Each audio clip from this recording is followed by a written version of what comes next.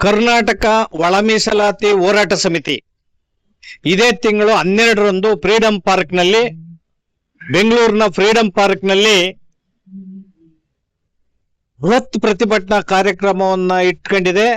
ಈ ಒಂದು ಬೃಹತ್ ಪ್ರತಿಭಟನಾ ಕಾರ್ಯಕ್ರಮಕ್ಕೆ ನಮ್ಮ ದಾಸಂಸ ಮತ್ತು RPIB ಸಂಪೂರ್ಣ ಬೆಂಬಲವನ್ನ ವ್ಯಕ್ತಪಡಿಸಿದೆ.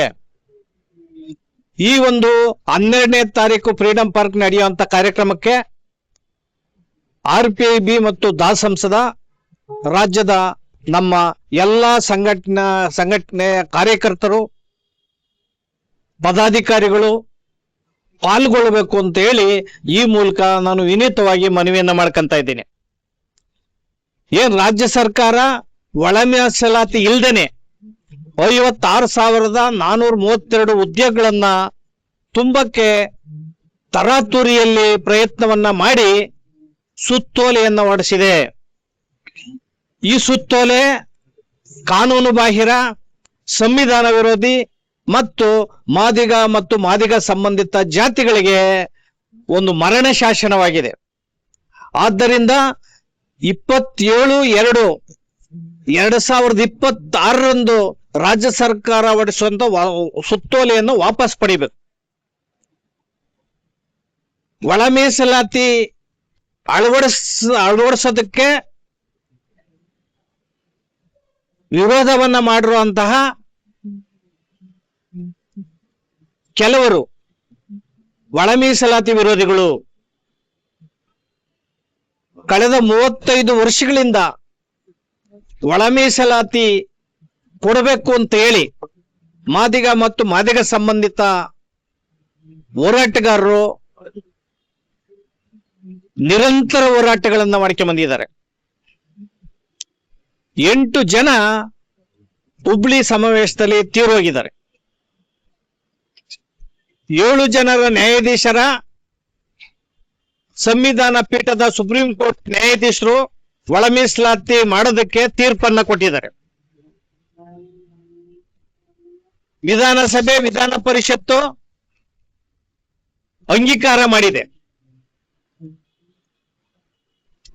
ಏನ್ ಮಸೂದೆಯನ್ನು ಅಂಗೀಕಾರ ಮಾಡಿ ರಾಜ್ಯಪಾಲರು ವಿಧೇಯಕಕ್ಕೆ ಸಹಿಯನ್ನ ಮಾಡಿ ಅಧಿಕೃತವಾಗಿ ಜಾರಿಯಲ್ಲಿದೆ. ಆದ್ರೆ ಎಲ್ಲಾ ಪ್ರಕ್ರಿಯೆಗಳನ್ನ ಬದಿಗೊತ್ತಿ ಸಿದ್ದರಾಮಯ್ಯನವರ ಸರ್ಕಾರ ಒಳ ಮೀಸಲಾತಿ ಇಲ್ದನೆ ಉದ್ಯೋಗ ನೇಮಕಾತಿ ಮಾಡಕ್ ಹೊರಟಿರುವಂತದ್ರಿಂದ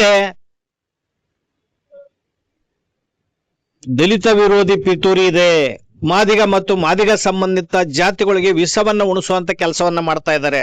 ಇದನ್ನ ವಿರೋಧಿಸಿ ಏನ್ 12ನೇ ತಾರೀಕು ಫ್ರೀಡಂ ಪಾರ್ಕ್ ನಲ್ಲಿ ನಡೆಯುವಂತ ಕಾರ್ಯಕ್ರಮ, ಈ ಬೃಹತ್ ಕಾರ್ಯಕ್ರಮದಲ್ಲಿ ಎಲ್ಲಾ ಸಂಘಟನೆಗಳು, ಮಾದಿಗ ಸಂಬಂಧಿತ ಸಂಘಟನೆಗಳು, ಪರಿಷ್ಠ ಜಾತಿಯ ಸಂಘಟನೆಗಳು, ಅಲೆಮಾರಿ ಸಂಘಟನೆಗಳು ಮತ್ತು ಸಮಾನ ಮನಸ್ಕರು ಎಲ್ಲರೂ ಕೂಡ ಭಾಗವಹಿಸಬೇಕು ಅಂತ ಹೇಳಿ ಮೂಲಕ ನಾನು ಮನವಿಯನ್ನ ಮಾಡ್ತಾ ಇದ್ದೀನಿ. ಹಾಗೇನೆ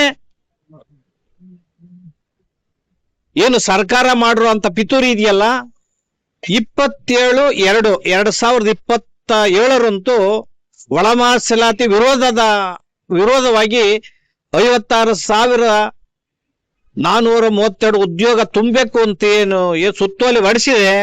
ಈಗಾಗಲೇ ಅದು ಗೆಜೆಟ್ ಅಲ್ಲಿ ನೋಟಿಫಿಕೇಶನ್ ಆಗಿಬಿಟ್ಟಿದೆ ತರಾತುರಿಲಿ. ಆದ್ರೆ ರಾಜ್ಯಪಾಲರ ವಿಧೇಯಕಕ್ಕೆ ಸೈನ್ ಹಾಕಿದ್ದಂಥದ್ದು ಒಳ ಮೀಸಲಾತಿ ವಿಧೇಯಕಕ್ಕೆ ಒಂದಿನ ಮೊದಲೇ ಸೈನ್ ಹಾಕಿ 26/2/2026ರಂದು ಸೈನ್ ಹಾಕಿ ಕಳಿಸಿದ್ರು ಕೂಡ ಇದುವರೆಗೂ ಗೆಜೆಟ್ ನೋಟಿಫಿಕೇಶನ್ ಆಗಿಲ್ಲ. ಏನಿದು ರಾಜ್ಯ ಸರ್ಕಾರದ, ಸಿದ್ದರಾಮಯ್ಯನವರ ಸರ್ಕಾರದ ಒಂದು ಈ ತುಳಿತಕ್ಕೊಳಗಾದಂತಹ ದಮನಿತ ಸಮಾಜದ ಮೇಲೆ ಮಾಡುವಂತ ದಾಳಿ ಇದೆಯಲ್ಲ, ಈ ದಾಳಿನಲ್ಲಿ ಸಿದ್ದರಾಮಯ್ಯನವರು ಎಲ್ಲೋ ಒಂದು ಕಡೆ ಒಳ ಮೀಸಲಾತಿ ವಿರೋಧಿಗಳ ಒತ್ತಡಕ್ಕೆ ಮಣಿದಿದ್ದಾರೆ. ಸಾಮಾಜಿಕ ನ್ಯಾಯ ಅಂತ ಹೇಳುವಂತ ಸಿದ್ದರಾಮಯ್ಯನವರು ಈ ರೀತಿ ಸಂವಿಧಾನಬದ್ಧವಾದಂತಹ ಮತ್ತು ನ್ಯಾಯಯುತವಾದಂತಹ ಒಳ ಮೀಸಲಾತಿಯನ್ನ ಜಾರಿ ಮಾಡೋದಕ್ಕೆ ಮೀನಮೇಷ ಎಣಿಸೋದಿದೆಯಲ್ಲ, ನಾವು ರಾಜ್ಯಾದ್ಯಂತ ತೀವ್ರ ಹೋರಾಟಗಳನ್ನ ಮಾಡಬೇಕಾಗ್ತದೆ.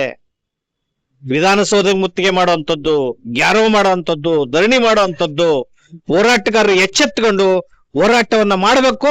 12ನೇ ತಾರೀಕು ಫ್ರೀಡಂ ಪಾರ್ಕ್ ನಲ್ಲಿ ನಡೆಯುವಂತಹ ಬೃಹತ್ ಹೋರಾಟಕ್ಕೆ ಕರ್ನಾಟಕ ಒಳ ಮೀಸಲಾತಿ ಹೋರಾಟ ಒಕ್ಕೂಟದ ಕಾರ್ಯಕ್ರಮಕ್ಕೆ ಎಲ್ಲರೂ ಕೂಡ ಬರಬೇಕು.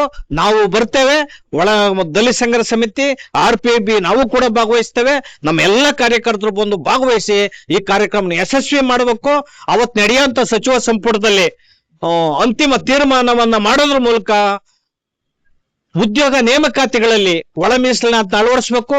ಬಡ್ತಿ ಮೀಸಲಾತಿನಲ್ಲಿ, ಮುಂಬಡ್ತಿನಲ್ಲಿ, ನೇರ ನೇಮಕಾತಿನಲ್ಲಿ ಮತ್ತೆ ಬಜೆಟ್ ನಲ್ಲಿ ಎಲ್ಲಾನು ಕೂಡ ಸಮಪಾಲು ಸಮಬಾಳು ಅನ್ನೋದ್ರ ಮೂಲಕ ಒಳ ಮೀಸಲಾತಿಯನ್ನು ವರ್ಗೀಕರಿಸಿ ಈ ಎಲ್ಲ 101 ಸಮಾಜಕ್ಕೂ ಕೂಡ ಸಮಾನವಾಗಿ 15% ಮೀಸಲಾತಿಯನ್ನು ಹಂಚಬೇಕು ಅಂತ ಹೇಳಿ ಈ ಮೂಲಕ ನಾನು ಮನವಿ ಮಾಡ್ಕಂತೇನೆ.